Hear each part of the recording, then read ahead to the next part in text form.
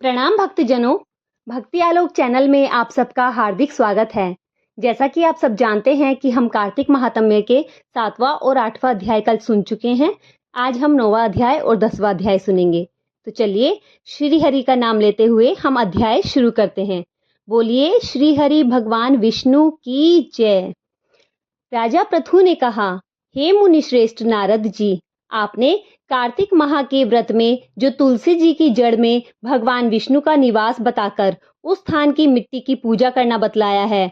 अतः मैं श्री तुलसी जी का महात्म्य सुनना चाहता हूँ। तुलसी जी कहाँ और किस प्रकार उत्पन्न हुई, यह भी बताने की कृपा करें। नारद जी बोले, हे राजन, अब आपने तुलसी की महत्ता और उनके जन्म का प्राचीन इतिहास ध्यानपूर्वक सुनने के लिए तैयार हो जाइए। एक बार देवगुरु बृहस्पति और देवराज इंद्र भगवान शंकर का दर्शन करने कैलाश पर्वत की ओर चले।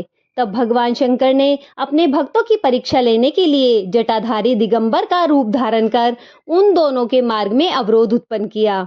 यद्यपि वह तेजस्वी, शांत, लंबी भुजा और चौड़ी छाती वाले गौर वर्ण अपने विशाल नेत्रों से युक्त तथा सिर पर जटा धारण किए वैसे ही बैठे थे, तथापि उन भगवान शंकर को न पहचान कर इंद्र ने उनसे उनका नाम व धाम आदि पूछते हुए कहा कि क्या भगवान शंकर अपने स्थान पर है या कहीं गए हुए हैं। इस पर तपस्वी रूप भगवान शिव कुछ नहीं बोले। इंद्र को अपने त्रिलोकीनाथ होने का गर्व था। उसी अहंकार के प्रभाव से वह चुप किस प्रकार रह सकता था। उसने क्रोधित होते हुए उस तपस्वी को दुकड़ कर कहा, अरे मैंने तुझसे कुछ पूछा है और तू उसका उत्तर भी नहीं देता। मैं अभी तुझ पर ब्रज का प्रहार करता हूँ, फिर देखता हूँ कि कौन तुझे बचाने आता है। इस प्रकार कहकर जैसे ही इंद्र ने उस जटाधारी दिगंबर को मारने के लिए हाथ में ब्रज लिया, वैसे ही भगवान शिव ने ब्रज सहित इंद्र का हाथ स्तंभित कर दिया और विकराल नेत्र से उसे देखने लगे। उस समय ऐसा प्रतीत हो रहा था कि वह दिगंबर प्रज्वलित हो उठा है और वह अपने तेज से सब कुछ जला देगा। भुजाएं स्तंभित होने के कारण इंद्र दुखी होने के साथ साथ अत्यंत कुपित भी हो गया। परंतु उस जटाधारी दिगंबर को प्रज्वलित देखकर बृहस्पति जी ने उन्हें भगवान शंकर जानकर प्रणाम किया और दंडवत होकर उनकी स्तुति करने लगे। बृहस्पति भगवान शंकर से कहने लगे, हे दीनानाथ, हे महादेव, आप अपने क्रोध को शांत कर लीजिए और इंद्र के इस अपराध को क्षमा कर दीजिए। बृहस्पति देव जी के ये वचन सुनकर भगवान शंकर ने गंभीर वाणी में कहा कि मैं अपने नेत्रों से निकले हुए इस क्रोध को कैसे रोकूं। तब बृहस्पति जी ने कहा, भगवान, आप अपना भक्त वत्सल नाम सार्थक करते हुए अपने भक्तों पर दया कीजिए। आप अपने इस तेज को अन्यत्र स्थापित कीजिए और इंद्र का उद्धार कीजिए। भगवान शंकर गुरु बृहस्पति से बोले, मैं तुम्हारी स्तुति से अत्यंत प्रसन्न हूँ। तुमने इंद्र को जीवन दान दिलवाया है। मुझे विश्वास है कि मेरे नेत्रों की अग्नि अब इंद्र को पीड़ित नहीं करेगी। बृहस्पति जी से इस प्रकार कहकर भगवान शिव ने अपने मस्तक से निकाले हुए अग्निमय तेज को अपने हाथों में ले लिया और फिर उसे क्षीरसागर में डाल दिया। तत्पश्चात भगवान शिव अंतर्ध्यान हो गए।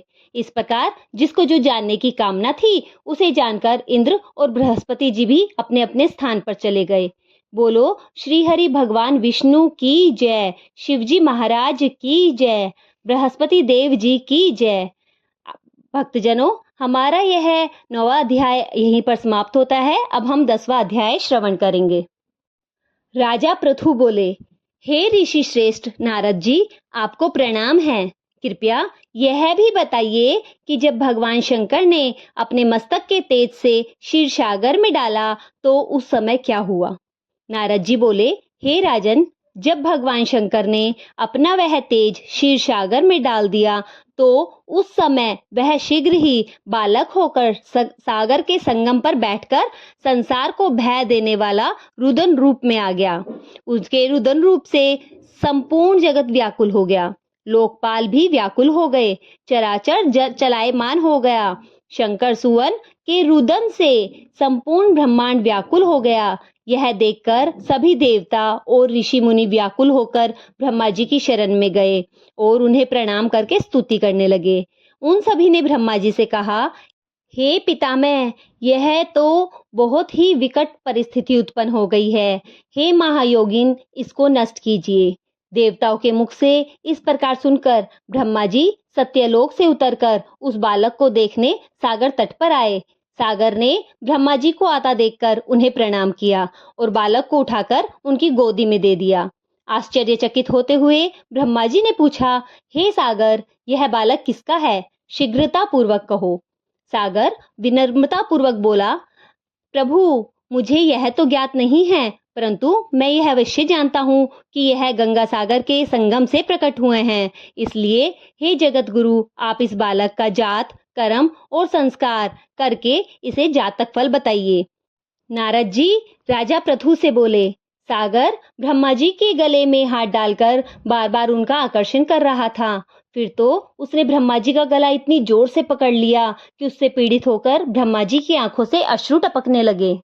ब्रह्मा जी ने अपने दोनों हाथों का जोर लगाकर किसी प्रकार सागर से अपना गला छुड़वाया और सागर से कहा, हे सागर, सुनो, मैं तुम्हारे इस पुत्र का जातक फल कहता हूँ। मेरे नेत्रों से जो यह जल निकला है, इस कारण इसका नाम जलंधर होगा। उत्पन्न होते ही यह तरुणावस्था को प्राप्त हो गया है, इसलिए यह सब शास्त्रों से पारगामी, महापराक्रमी, महावीर, बलशाली, महायोद्धा और रण में विजय प्राप्त करने वाला होगा। यह बालक सभी दैत्यों का अधिपति होगा। यह किसी से भी पराजित न होने वाला तथा भगवान विष्णु को भी जीतने वाला होगा। भगवान शंकर को छोड़कर यह सभी अवध्य होगा। जहां से इसकी उत्पत्ति हुई है, यह वही जाएगा। इसकी पत्नी बड़ी पतिव्रता, सौभाग्यशालिनी, सर्वांग सुंदरी, परम मोहनर, मधुर वाणी बोलने वाली और शीलवान होगी। सागर से इस प्रकार कहकर ब्रह्मा जी ने शुक्राचार्य को बुलवाया और उनके हाथों से बालक का राज्याभिषेक करवाकर खुद अंतर्ध्यान हो गए। बालक को देखकर सागर की प्रसन्नता की कोई सीमा न रही। वह हर्षित मन से घर आ गया। फिर सागर ने उस बालक का लालन पालन कर उसे पुष्ट किया। फिर कालनेमी नामक असुर को बुलाकर वृंदा नामक कन्या से विधि पूर्वक उसका विवाह करा दिया गया।